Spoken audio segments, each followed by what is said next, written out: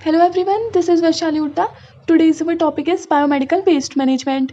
Biomedical waste ऐसे waste होते हैं जो जनरेट होते हैं डायग्नोसिस, ट्रीटमेंट, इम्यूनाइजेशन, रिसर्च और टेस्टिंग के दौरान।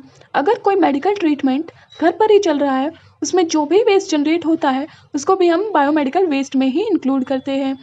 इन वेस्ट को हमने कैटेगरी वाइज 10 कैटेगरी में डिवाइड कर दिया है। अब इनको कैसे याद रखें उसके लिए निमोनिक्स है। हम वर्ड में सब सॉलिड लिक्विड ऐश अलग कंटेनर में डालते हैं। ये एक छोटा सा फ्रेज है जिसका मीनिंग है कि जब भी हम वर्ड में जाते हैं तो सब जो भी वेस्ट जनरेट होता है सॉलिड, लिक्विड या ऐश, उनको हम अलग अलग कंटेनर में डालते हैं। तो इससे कैसे याद रखें, हम के एच से ह्यूमन एनाटॉमिकल वेस्ट, जितने भी human tissue, organ, body parts होते हैं वो हम सब इंक्लूड करते हैं ह्यूमन एनाटॉमिकल वेस्ट में।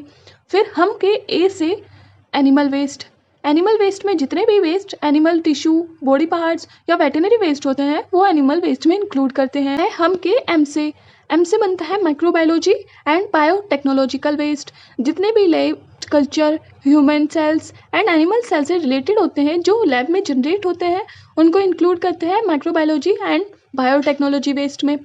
फिर वर्ड के डब्ल्यू से आता है वेस्ट शार्प्स, जो कि निडल, सिरिंज, ब्लेड्स, ग्लास, स्कैपल्स, ये सब हम इंक्लूड करते हैं वेस्ट शार्प्स में।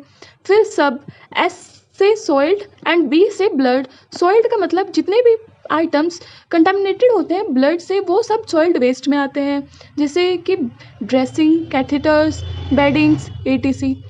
फिर आता है सॉलिड वेस्ट में जो भी वेस्ट शार्प्स, ट्यूबिंग और आईवी सेट से अलग होते हैं, रबर जिसमें इंक्लूड होते हैं रबर प्रोडक्ट्स, वो सब सॉलिड वेस्ट में आते हैं। अब आता है लिक्विड वेस्ट में आते हैं जो भी लिक्विड वॉशिंग, क्लीनिंग और डिसइंफेक्टेंट के दौरान प्रोड्यूस होते हैं उनको बोलते हैं लिक्विड वेस्ट। फिर आता है ऐश का मतलब होता है राख। तो जब भी हम किसी प्रोडक्ट को जला देते हैं और उसकी राख बन जाती है तो उस वेस्ट को बोलते हैं इंसिनरेशन वेस्ट। इसमें हम इंक्लूड करते हैं जो भी प्रोडक्ट राख बन चुके हैं उनको हम इसमें इंक्लूड करते हैं। अब आता है कंटेनर के सी से केमिकल वेस्ट, जितने भी chemical waste, biochemical waste, disinfectant जो भी हम हॉस्पिटल में यूज़ करते हैं वो सब केमिकल वेस्ट में आता है। अब आता है कलर कोडिंग ऑफ बैग्स। जितने भी वेस्ट हमने कैटेगरी वाइज डिवाइड किए हैं उनको हम अलग अलग कंटेनर में डालते हैं जिससे कि हम उनको ईजिली ट्रीट कर पाए और वो हमें कोई हार्म ना पहुंचा पाए। सबसे पहले आता है येलो बैग, जो कि एक प्लास्टिक बैग होता है। इसमें कैटेगरी आती है 1, 2, 3 एंड 6। जो इसका ट्रीटमेंट होता है वो इंसिनेशन के थ्रू होता है। अब इसको याद कैसे रखें, P फॉर पीला and P for placenta. Placenta बना होता है सेल से, टिश्यू से एंड ब्लड से। सो जितने भी वेस्ट सेल, टिश्यू और ब्लड से रिलेटेड होंगे वो आएंगे येलो बैग में। अब आता है रेड बैग जो कि एक प्लास्टिक बैग होता है, उसमें कैटेगरी इंक्लूड करते हैं 3 एंड 7। जो इनका ट्रीटमेंट होता है वो होता है ऑटोक्लेविंग, माइक्रोवेविंग और केमिकल ट्रीटमेंट के थ्रू।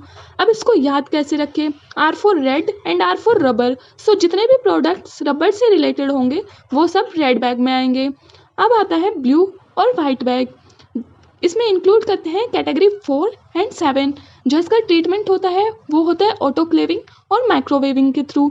अब इसको याद कैसे रखें, B for blue and B for blade. So जितने भी शार्प और जितनी भी नीडल्स वगैरह होंगी वो सब ब्लू बैग में इंक्लूड करेंगे।